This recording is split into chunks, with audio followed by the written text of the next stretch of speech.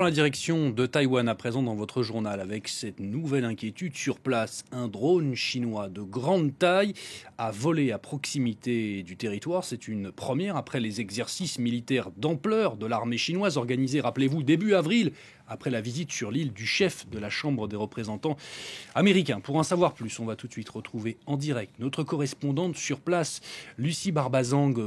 Bonjour Lucille.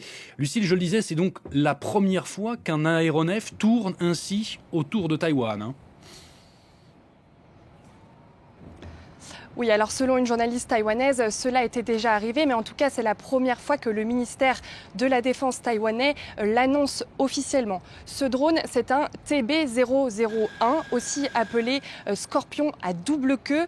C'est un très gros drone qui permet à la fois la reconnaissance et l'attaque et qui peut voler sur de très longues distances. C'est ce qui s'est passé hier puisqu'il a volé autour de Taïwan qui fait 400 km de longueur.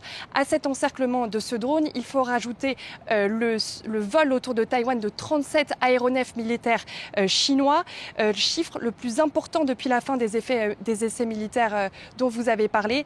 Ces exercices militaires ne devaient durer que 3 jours, mais en fait, la Chine, qui dit pourtant vouloir la paix dans le détroit de Taïwan, eh bien, continue de provoquer quotidiennement Taipei et envoie quotidiennement des bateaux et des avions autour de l'île. Lucie, c'est d'une certaine manière une forme de nouvelle intimidation chinoise et certains y voient déjà un prélude à une éventuelle invasion de la Chine du territoire. Alors ce drone, il n'est pas rentré dans l'espace aérien taïwanais, ça aurait été un synonyme de crise ouverte ou de guerre. Non, il est resté dans la zone d'identification de défense aérienne taïwanaise, c'est-à-dire à plus de 20 km des côtes. C'est une zone légale, si ce n'est que l'armée chinoise aurait dû déclarer ce vol aux autorités taïwanaises. Mais ce vol, il suscite des questions chez les experts taïwanais. Pour certains, c'est le genre d'opération que Pékin pourrait mener la veille d'une invasion, puisque ce drone pourrait récolter des informations de sécurité nationale, comme par exemple la présence et la position de troupes taïwanaises, qu'elles soient terrestres ou navales. Mais nous n'en sommes pas à une guerre, puisque Taïwan est une île montagneuse qu'il est difficile à prendre. Et puis, il faudrait que des images satellites montrent que la Chine bouge son armée pour pouvoir se dire qu'une guerre est probable.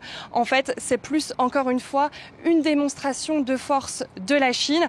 Une de ces explications, ça pourrait être l'arrivée sur le territoire taïwanais de John Bolton. John Bolton, candidat aux élections présidentielles américaines et qui devrait s'exprimer dans les prochains jours lors de conférences pro-indépendance à Taïwan. Merci beaucoup Lucie pour toutes ces explications. Lucie Barbazang, correspondante de France 24 à Taïwan donc.